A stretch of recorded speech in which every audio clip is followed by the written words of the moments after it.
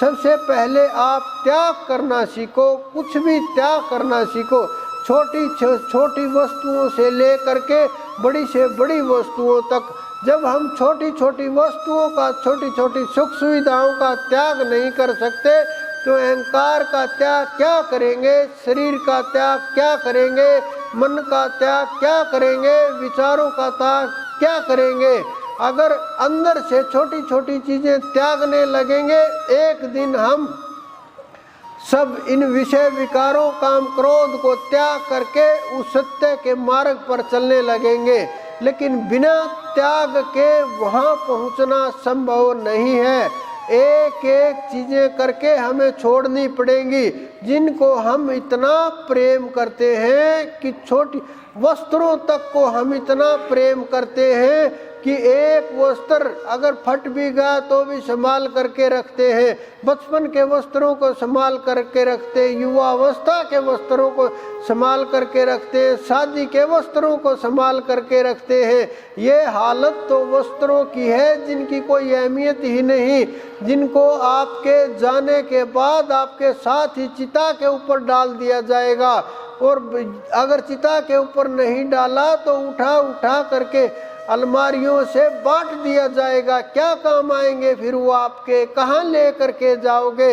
एक एक वस्तु के हम इतना बुरी तरह से लिपट गए हैं कि हमने सारे संसार को अपना मान लिया और सारा सब कुछ ध्यान इतना फैला दिया कि वो समेटे हुए सिमट नहीं रहा। जब आप ध्यान के ऊपर बैठते हैं, कमर सीधी तक नहीं कर सकते। कमर सीधी करना, 1 घंटे बैठना बड़ा मुश्किल कार्य हो जाता है आप लोगों के लिए। तो सिद्धावस्था और परमात्मा की प्राप्ति कितनी दूर होगी। वो हमारे योगी जन कई कई दिनों तक समाधि में रहते थे।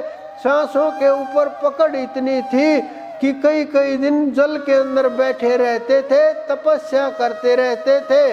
प्राणायाम के द्वारा प्राण को साध करके 3-3 दिन, 21 दिन तक, महीने तक समाधि के अंदर बैठे रहते थे। कुछ लोग सोचते हैं ये पुराने जमाने की बोली हुई बात है, आज नहीं हो सकता।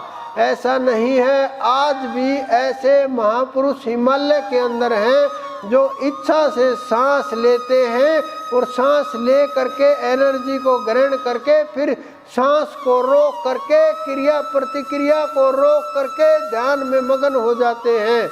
ऐसे ऐसे योगी इस धरा के ऊपर मौजूद हैं, गए नहीं हैं। जब आप इस मार्ग पर चलोगे, साधना के मार्ग पर चलोगे, तब आपको उन योगियों के रहस्य सामने दिखेंगे।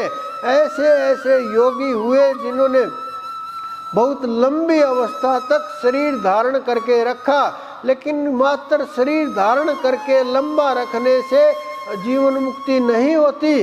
कुछ जीव ऐसे इस संसार के अंदर जो कुछ पल ही पैदा हुए कि आपके श्वास के साथ पैदा हुए, उसी में विलीन हो गए। कितना समय लगा। कुछ लोग इस ब्रह्मांड के अंदर इतने देवी देवता इतनी ऊंची लंबी आयु के हैं कि वो 4-4 युग और 1000 चतुर्युग की जिनकी आयु है, लेकिन उस शरीर और समय का क्या लाभ जो भजन न कर पाए और उसकी प्राप्ति न कर पाए। चाहे 1 पल की आयु हो, चाहे हजारों चतुर्युग की आयु हो, जब तक हम उस भजन और उस सिमरण को समझ नहीं पाए, उस रास्ते के ऊपर नहीं चल पाए, परमात्मा के शरणागत नहीं हो पाए, फिर घूम करके इसी सृष्टि चक्कर में आते रहेंगे, जाते रहेंगे, घूमते रहेंगे, भागते रहेंगे। आगे भी कुछ नहीं है, पीछे भी कुछ नहीं है। लेकिन जो ये शरीर आपको मिला है, इससे आप आगे आने वाले समय को, ऊपर जाने वाली घटनाओं को, इस शरीर को छोड़ करके जाने वाली आत्मा को पवित्र करके आप इतनी ऊंची स्थिति तक ले जा सकते हैं कि जीवन मुक्त हो जाए, मोक्ष को प्राप्त हो जाओ। जब आप मोक्ष को प्राप्त हो जाओगे, सब जिनकी आप पूजा पाठ करते हो, जिन देवी देवताओं को आप श्रेष्ठ समझते हो, वो तो आपके आगे पीछे पुष्प बिखेरते फिरेंगे। कितनी ताकत होगी इस आत्मा के अंदर। बहुत सी पीढ़ियां आपकी बिना पूछे ही ऊपर चढ़ा दी जाएंगी। सब के सब जीव, चाहे जिन्होंने जन्म लिया चाहे बिना जन्म के घूम रहे हैं, सब के सब उठा करके वहां भेज दिए जाएंगे और जीवन मुक्त कर दिए जाएंगे। कितनी ताकतवर चीज है ये, जो पूर्वजों से लेकर के आप तक सबका कल्याण कर देती है। लेकिन जब आप इस रास्ते पर चलोगे तभी ये हो पाएगा, केवल मात्र बातों से नहीं हो पाएगा। आप चाहे कितनी भी बातें करते रहें, कितनी भी इधर उधर की निंदा चुगली करते रहें, कि आप क्या समझते हो कि किसी को कुछ नहीं पता चलता आप क्या कर रहे हैं, क्या बोल रहे हैं, क्या आपके शब्द हैं, कैसे आपका व्यवहार है, क्या समझते हैं, कुछ नहीं पता चलता।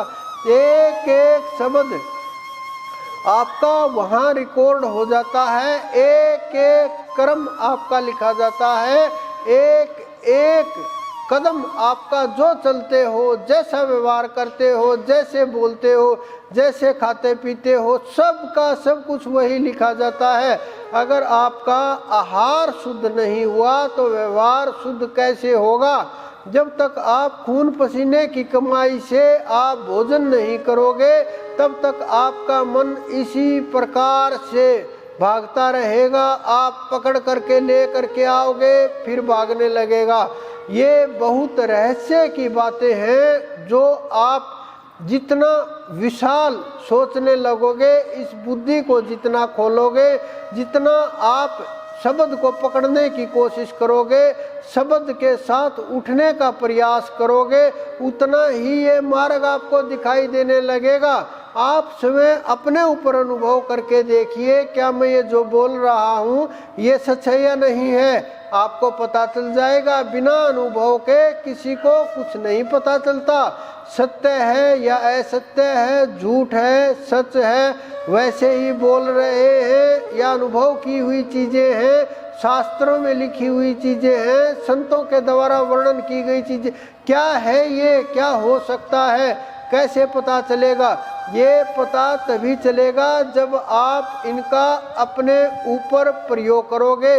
जब आप अपने ऊपर इसका प्रयोग करने लगोगे तो सबके सब रहस्य सामने खुलने लगेंगे, और जो रहस्य खुलेंगे हर रोज नया आश्चर्य होगा।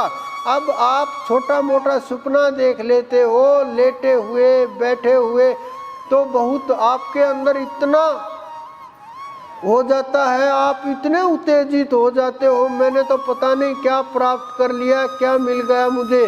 किसी छोटे मोटे देव के दर्शन हो गए तो आपको लगता है बस मेरा तो कल्याण हो गया।